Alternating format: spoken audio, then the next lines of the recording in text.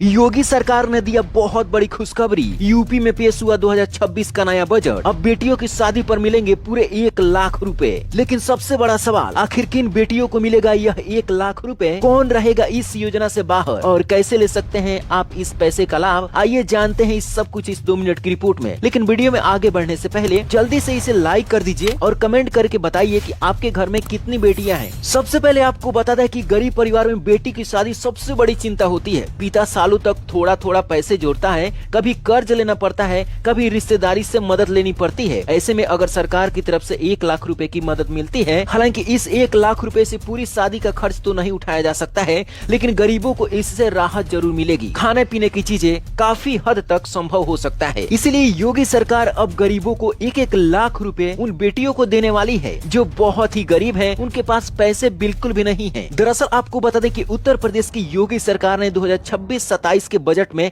एक बड़ा फैसला लिया है। मुख्यमंत्री विवाह योजना के तहत जो राशि पहले 51,000 रुपए मिलते थे, अब उसे बढ़ाकर सीधे 1 लाख रुपए कर दिया है। जी हाँ, आपको बता दें कि पहले लड़कियों को सिर्फ 51,000 रुपए ही मिल पाता था, लेकिन अब योगी ने ऐलान किया है 2026 और 27 के बजट में कि अब उन लड़कियों को 1 लाख रुपए दिए जाए। ये फैसला उन गरीब परिवारों के लिए है जो योगी सरकार से उम्मीद लगाए बैठे हैं और जिनके लिए बेटी की शादी एक बड़ी आर्थिक जिम्मेदारी होती है। अब समझिए यह योजना क्या है, कैसे इस योजना का लाभ ले सकते हैं। देखिए, मुख्यमंत्री सामूहिक विवाह योजना के तहत आर्थिक रूप से कमजोर परिवारों की बेटियों की शादी सामूहिक कार्यक्रम में कराई जाती है। सरकार की तरफ से आर्थिक सहायता दी जाती है ताकि शादी का खर्च कम हो सके। पहले इस योजना के तहत 51,000 रुपए मिलते थे, अब इसे बढ़ाकर 1 लाख रुपए देने का ऐलान हो चुका है। इस योजना के लिए बजट में 750 करोड़ रुपए का प्रावधान किया गया है, यानी कि ये छोटी मोटी रकम नहीं है। 750 करोड़ रुपए उन सभी बेटियों को दिया जाएगा जो शादियां करेंगी। मतलब सरकार ने इसके लिए अलग से राशि निकालकर पूरी तरीके से सुरक्षित रख दिया है।